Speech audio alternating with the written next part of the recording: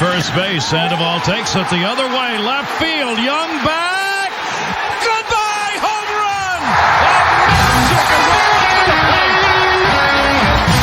plate. Hey everyone, welcome back. You know we love to really get into those finer points of softball, right? And today we're diving deep into those rules that always seem to cause the biggest debates. Oh, yeah, the ones where even the experts sometimes scratch their heads. Exactly. Those disputed calls that have everyone talking, arguing, maybe even throwing a helmet or two. Hopefully not, but you're right, those controversial moments are definitely part of the game. And that's why we're here, to break it all down, make sense of the madness, and maybe even help you win a few arguments with your friends.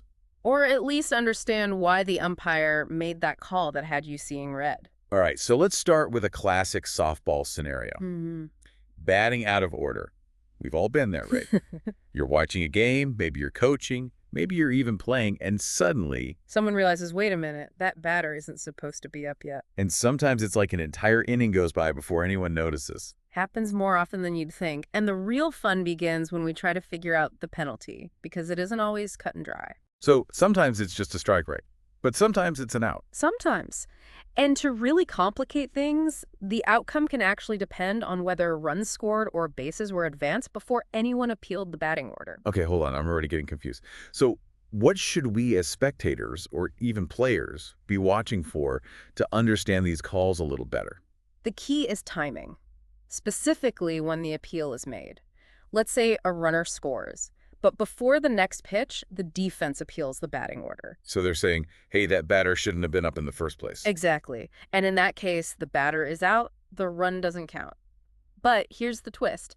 If they appeal after the next pitch, even if it's a ball, the play stands. Whoa. Talk about a game of inches. Those coaches really do have to be on their toes. No kidding. It's all about knowing the rule book and knowing how to apply it in these really specific situations. And, you know, the casebook is full of examples that show just how complex this seemingly simple rule can get. Oh, I bet. So give us a for instance. All right, let's take case plays 9 and 10 from the 2020 book, both under section 5.4.1 batting order. In case play 9, you've got a runner on first and the illegal batter gets a hit. But it's a forced play at second, so the runner just has to go back to first base. So no harm, no foul, except for the illegal batter. Right. But then you look at case play 10, runners on first and second, 2 outs, the illegal batter gets a single. But here's the kicker. Because the runs scored before the appeal, they count. Those runs are legal. Wow. It's crazy how one little detail, the timing of that appeal, can make such a huge difference. It's all about those little details. And speaking of details, let's move on to a rule that's famous for its complexity and the debates it sparks. I think I know where you're going with this. The infield fly rule. You got it. I swear this rule confuses even the most seasoned fans. What is it about the infield fly rule that makes it such a head-scratcher? Well, I think part of it is trying to understand the logic behind it. It's all about preventing the defense from getting a super sneaky advantage. Sneaky how? Think about it. Bases loaded, less than 2 outs, and there's an easy pop-up. If the defense intentionally drops it. They could force an out at a base and maybe even get a double play. Exactly. And that's where the infield fly rule steps in to say, nope, not so fast. So it's a way to protect the offense from being tricked. You could say that, but there are some very specific conditions that have to be met for the rule to even apply. Like what? First off, less than 2 outs. Gotta have that. And then runners on first and second. Both bases have to be occupied. Got it. Less than 2 outs, runners on first and second, and then? The fly ball has to be judged catchable by an infielder with ordinary effort. Okay, that's where things start to get tricky, right? Ordinary effort. You said it. What's ordinary for one infielder might not be ordinary for another. And then you have to factor in positioning. Yeah, what if the infielder is playing out of position or something? Does that change things? You're thinking like an umpire.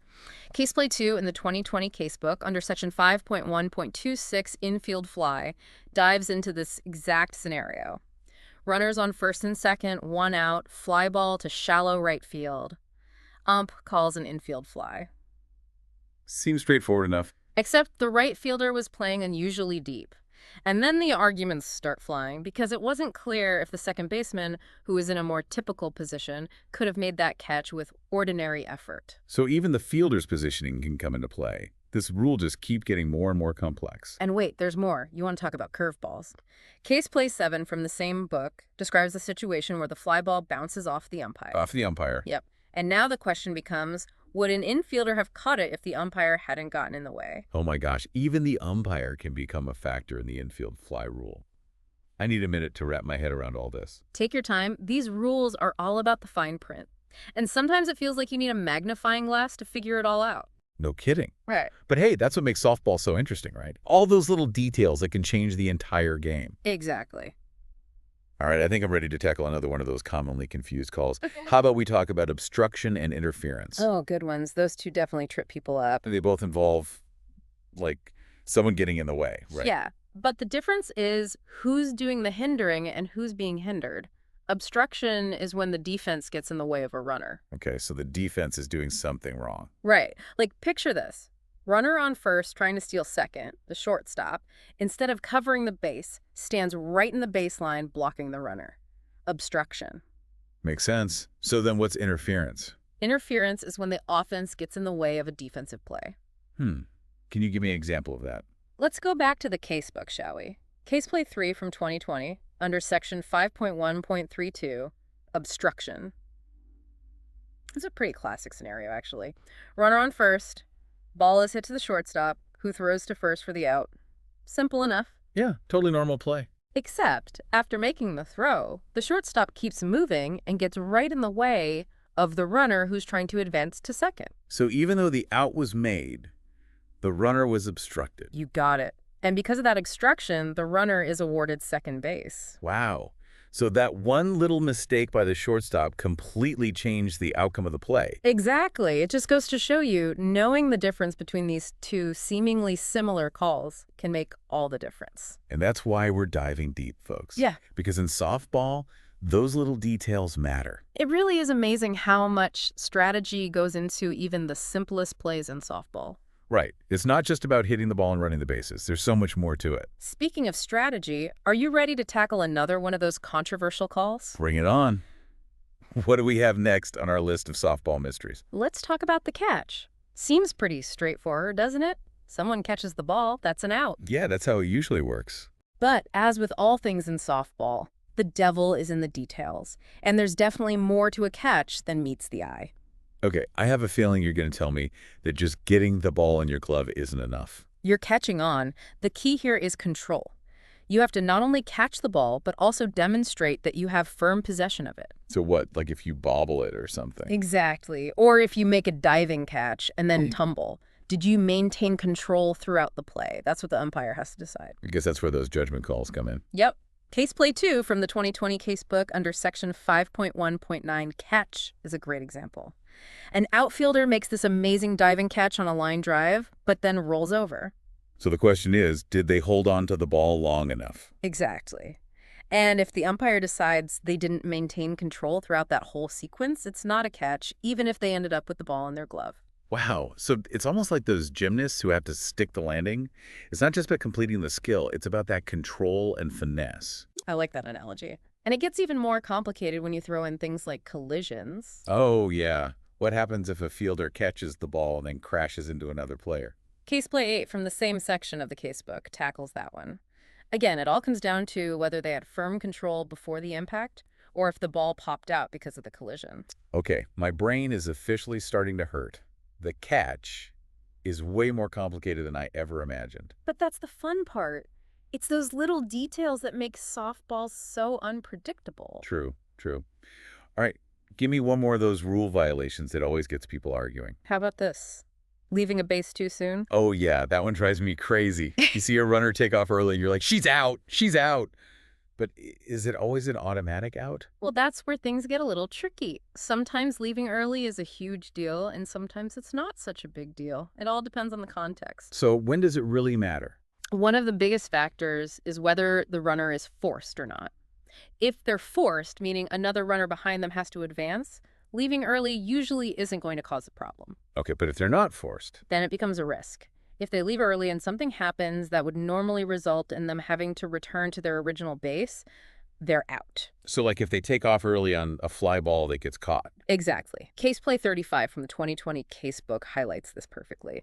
A runner on first leaves early, but the batter hits a line drive that's caught. Because the runner left too soon, the whole play gets nullified, it becomes a no pitch, and the batter gets another chance. Wait, so the runner leaving early actually helped the offense in that case? You got it. It's one of those weird twists that makes softball so fascinating. But just to keep things interesting, there's another case play 1 from 2021, that reminds us that if a runner gets tagged off base, they're out, no matter when they left the base. So it's all about timing and strategy. You have to know when you can take a risk and when you need to play it safe. Exactly. And that's what makes softball so much fun to watch and to play, for that matter. It's a game of strategy, skill, and those split-second decisions that can make all the difference. It's like they say, sometimes it's the little things that make the biggest difference. That's so true. We get caught up in those big moments, the home runs, the diving catches, but often it's those seemingly minor rule violations that can totally shift the momentum of a game. You know, a runner leaving base just a fraction of a second too early, or a fielder accidentally getting in a runner's way, it seems like no big deal, but those little things can lead to runs being scored or taken away, or even those controversial calls that have everyone up in arms. And those disputed calls, those moments where everyone's trying to figure out what just happened, that's what we've been diving into today. Yeah. We've talked about everything from batting out of order to the infield fly rule, and of course those tricky differences between obstruction and interference. And who could forget about the catch? Turns out there's a whole lot more to that than just grabbing the ball. Way more than I ever realized. And for our listeners who might be umpires or thinking about becoming umpires, what advice would you give them about dealing with these really tricky situations? Well, first of all, I'd say know your rule book like the back of your hand. You have to be prepared for anything out there, those weird situations, those judgment calls that really test your understanding of the rules and their intent. Right, because sometimes it's not just about knowing the rule, it's about knowing how to apply it to a specific situation. Exactly. And don't be afraid to talk it out with your fellow umpires, especially those who have been around the block a few times. Like with anything else, right? Yeah, The more experience you have, the better you'll be at making those tough calls. absolutely. And for our players and coaches out there, I'd say use this knowledge to your advantage. Be aware of the rules, not just to avoid getting called out, but also to create opportunities. So knowing the rules can actually make you a smarter, more strategic player. You bet. But at the end of the day, even with all the rules in the world, there will always be those gray areas, those moments where interpretation and judgment play a huge role. Which is what makes softball so interesting. And brings us to our final thought for today, something for everyone to ponder as we wrap up this deep dive into the world of softball. Picture this. A runner leaves early on a fly ball, but at the same time, the defense commits obstruction. Ooh, that's a tough one. A classic softball conundrum. Right. So who wins out? Does the runner get penalized for leaving early, or does the defense get penalized for obstruction? That's a great question. I guess we'll leave that for our listeners to debate. We'd love to hear your thoughts on that one. So until next time, keep playing, keep learning, and keep exploring those fascinating nuances of softball. And who knows, maybe we'll see you out on the field